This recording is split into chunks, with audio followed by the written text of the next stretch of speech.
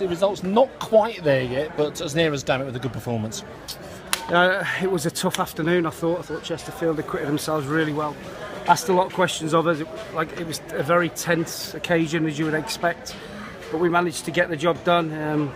Goalkeeper was outstanding for us. Young Brad kept us in it, and we've managed to go and get 4 goals off the back of that. But yeah, I didn't enjoy it one bit. It was a tough, tense afternoon. Tactically, it was tough, and trying to know when to make the changes and when to switch the system, which we did, and luckily enough we switched and got the goal straight away. Yeah, Dale Grubb making that precision pass to Christian Doyle really sort of turned the game, didn't it? That's right. It was. We didn't want to open ourselves up too early and go 4-4-2 because Chesterfield have got technically good players, and it sort of fell just right for us. They changed to 4-4-2 just as we were, and it enabled us to match up, and our subs probably had more of an input than theirs. Scott Laird's first goal, a bit of a cracker from him. He likes scoring, doesn't he? Yeah, I've been waiting for Lairdy to do that. He's been frustrated, but he's a really good pro, and that'll do him good.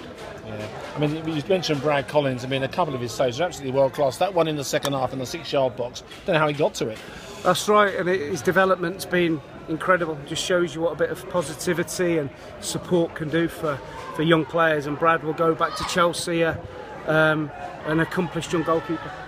It was going to be a difficult afternoon with the weather, wasn't it? It was very, very hot, and obviously the crowd got frustrated because you had to slow things up because the energy levels were going to go. But in the end, a positive performance and 2 goals in the last 5 minutes. It's important that we stick to the way we play, because sometimes when we go back to our goalkeeper, we always end up in a better position, being patient than if we kick it. And that happened on numerous occasions today. And I know the crowd get frustrated, but I'm not going to change that. And that's how we play. But it was important today that we stuck to it because the heat was incredible, and it was difficult for the players to get around the pitch.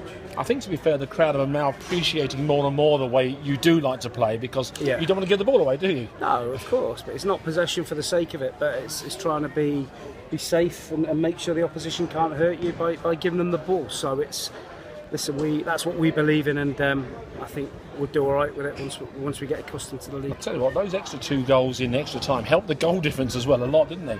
That's right. I wanted Doige to make sure he took the penalty properly and scored, because it gives us an extra goal on Barnet now. So we only need 1 point out of 3, and of course you need Barnet included to win all their games as well, but hopefully celebrating at Hewish Park on Tuesday. Well, hopefully, yeah. I think Barnet play Morecambe as well, which is Barnet have got 2 crunch games in Morecambe and Chesterfield, which is good for us.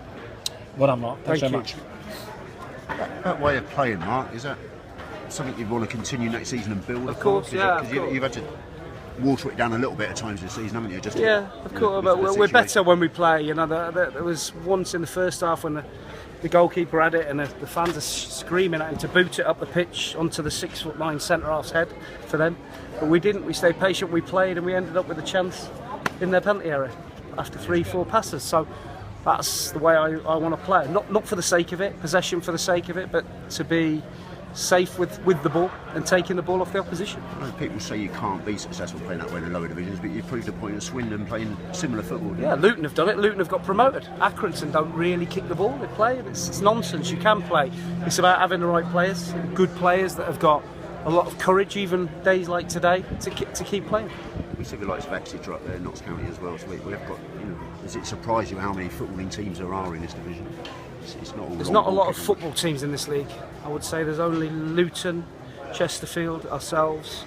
There's not loads. There's not loads. A lot go back to front, which is nothing wrong with that at all. There's no right or wrong way to play, but it's a tough league, and if teams are direct, you've got to stand up to it. You think you need to get that balance right, or have you done that? Have you done that already? Of course, there's a time to kick the ball long. There's a time to listen. It's not about a long ball. It's not about a short ball. It's about the right ball. It's about finding the right one. So that's key, and the players, better players, make better decisions. You think you've improved in that respect since the influx in January? I think so. I think you'd have to look at the points per game ratio and say we have. I know you're not quite over the line yet, but you just start to think about next season now and start your planning. I refuse to do it until we're safe. I don't want to give anyone any stick to beat me with, and we end up falling through the trapdoor. So we're nearly there. It's important. Tuesday's a big game for us.